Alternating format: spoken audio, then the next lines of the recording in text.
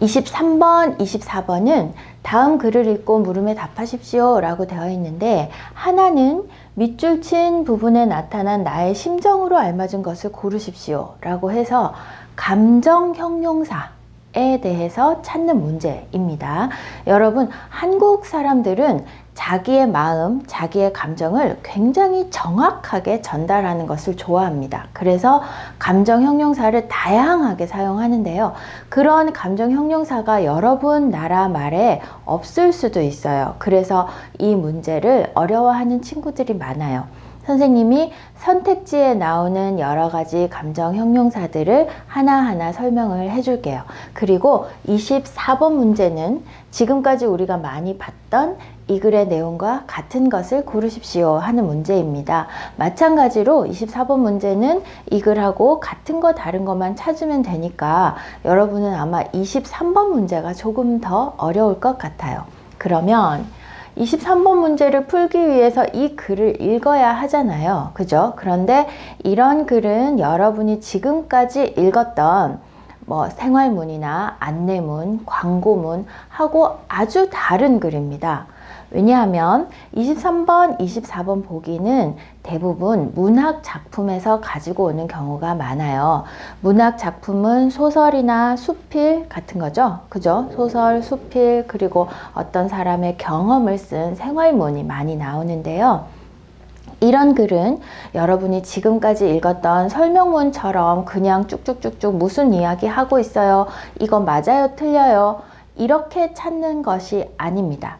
왜냐하면 문학 작품은 사람들이 읽고 감동을 받기를 원하죠. 그죠? 문학 작품의 목적은 감동을 주기 위해서예요. 그래서 23번, 24번 글은 읽으면서 이 말이 맞아요, 틀려요를 찾는 것이 아니라 여러분이 이 글 속의 주인공이 되었다 라고 생각을 하고 정말 드라마를 보는 것처럼, 영화를 보는 것처럼 그렇게 글을 읽어야 합니다.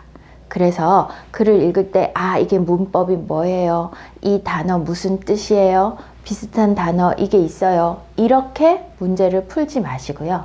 그냥 처음에 쓱 읽으면서 장면을 떠올리세요.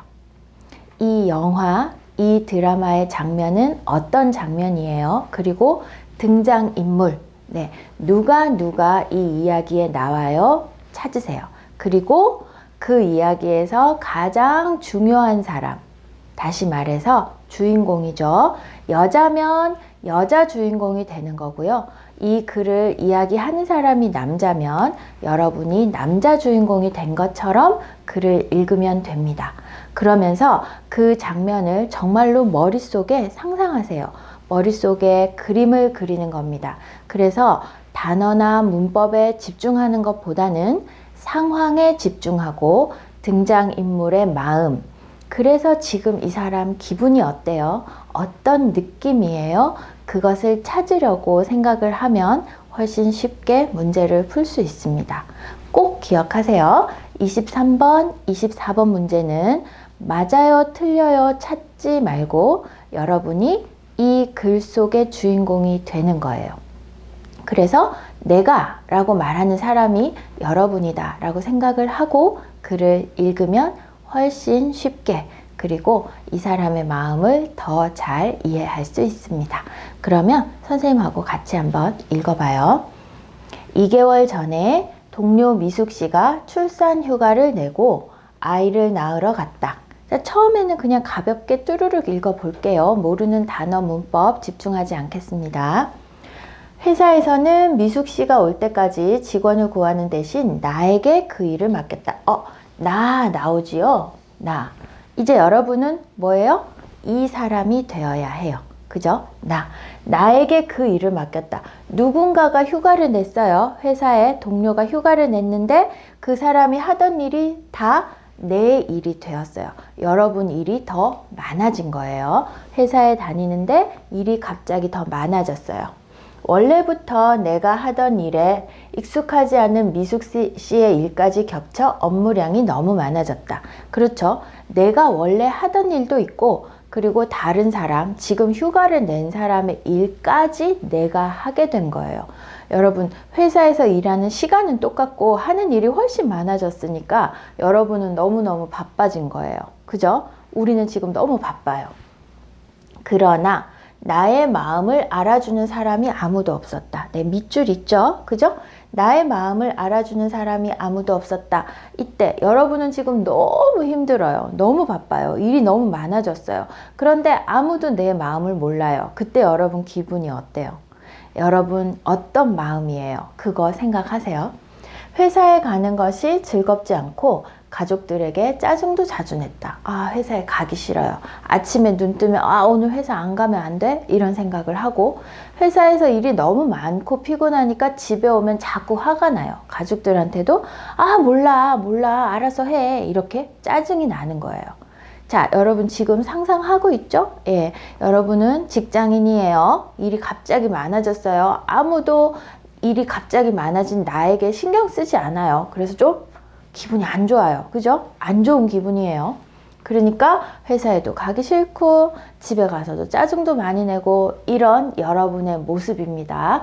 자, 머릿속에 상상하시고요. 그러던 어느 날, 그날도 무거운 발걸음으로 출근을 했는데 내 책상 위에 따뜻한 차와 예쁜 편지가 한 통 놓여 있었다. 무슨 일이에요? 갑자기 따뜻한 차 그리고 편지? 뭐지? 하고 봤겠죠. 그죠? 여러분 출근했는데 책상 위에 커피와 편지가 있어요. 무슨 생각 들어요? 이게 뭐야? 그죠? 궁금한 마음으로 열어보겠죠? 요즘 미숙 씨 일까지 하느라 많이 힘들죠? 따뜻한 차 마시고 힘내세요. 누가 이 편지를 썼는지는 모르겠어요. 그죠? 편지를 읽는 순간 코끝이 찡해졌다. 미숙 씨가 돌아올 때까지 조금만 더 힘을 내야겠다. 자, 이 글은 크게 두 부분으로 나눠지는데요. 여기서 나눠지죠. 그죠? 요 앞까지는 어때요? 이 사람 너무 힘들어요. 화가 많이 났어요. 바빠 죽겠어요. 그죠? 근데 이 다음에는 어떤 날 무슨 일이 생겼어요? 어떤 사건이 생겼어요. 그죠? 그러니까 요 앞과 이 뒤를 기준으로 해서 이 사람의 기분이 아주 많이 달라지는데요. 지금 문제는 밑줄 친 부분은 앞쪽에 있어요. 그렇죠? 이 사람이 아직 기분이 많이 안 좋을 때 밑줄이 있습니다. 그러니까 아마 지금 밑줄 친 부분에 나타난 나의 심정으로 알맞은 것을 고르십시오 하는 23번 문제에 대한 정답은 조금 안 좋은 감정에 대한 것이 답이 되겠어요. 그죠? 자, 요렇게만 찾아놓고 여러분 이제 조금 더 자세히 읽어볼게요. 이제는 여러분이 잘 몰랐던 표현, 그리고 한국 사람들이 자주 사용하는 표현들을 이런 글에서는 확인을 할 수가 있어요. 자, 2개월 전에 동료 미숙 씨가 출산 휴가를 내고 아이를 낳으러 갔다. 여러분이 만약에 출산이라는 말을 몰랐다면은 출산 휴가, 출산 때문에 내는 휴가죠. 휴가는 뭐예요? 회사에 가지 않아요. 근데 출산 휴가를 내고 아이를 낳으러 갔대요. 자, 그러면 출산이 무슨 뜻일까 생각할 수 있죠? 그렇죠. 출산은 아이를 낳는 거예요. 아기 임신했어요. 그래서 임신해서 아기를 낳는 동안 한국에서는 보통 휴가를 냅니다. 일반적으로는 한 3개월 정도 돼요. 출산 휴가를 내고 아이를 낳으러 갔어요. 동료 미숙 씨니까 나하고 같은 회사에 다니는 사람을 동료라고 하죠. 그죠? 직장 동료라고도 합니다. 자, 동료 미숙 씨가 출산 휴가를 냈어요. 언제? 2개월 전에. 그러면 2개월 동안 나는 미숙 씨의 일을 계속 한 거예요. 그죠? 회사에서는 미숙 씨가 올 때까지 직원을 구하는 대신 나에게 그 일을 맡겼다. 우리 이 대신 전에 한번 봤어요. 기억나요? 여러분? A 대신 B 이렇게 하면 뭐예요? A가 아니고 B예요. 그래서 직원을 구하는 대신 나에게 그 일을 맡겼다. 직원 새로 구하지 않아요. 내가 미숙 씨 일까지 다 같이 해요. 이런 뜻입니다. 자, 원래부터 내가 하던 일, 원래 나도 고유 업무가 있잖아요. 그쵸? 그리고 미숙 씨의 일은 내가 하던 일이 아니니까 익숙하지 않죠?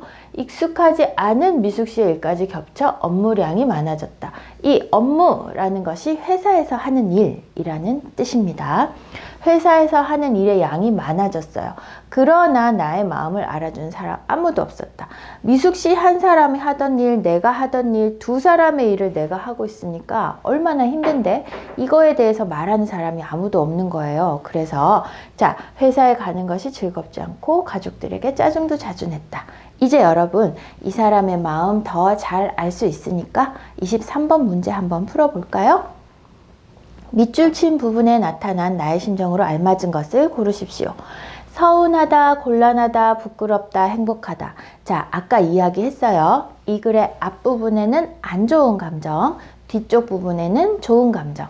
그래서 앞부분에 밑줄이 있으니까 나쁜 감정, 좋지 않은 감정이에요. 그러면 좋은 감정은 답이 될 수 없겠죠? 이 중에서 좋은 감정 행복하다. 땡. 그 다음에 부끄럽다는 건 뭐예요? 여러분이 사람이 많은 곳에서 앞에서 이야기를 해야 될 때 조금 자신 없어요. 그래서 얼굴 빨개졌어요. 또 실수했어요. 다른 사람이 보지 않았으면 좋겠어요. 하는 그런 마음, 그게 부끄러운 거죠. 근데 이거는 부끄러운 건 아닌 것 같아요. 자, 그럼 3번도 땡.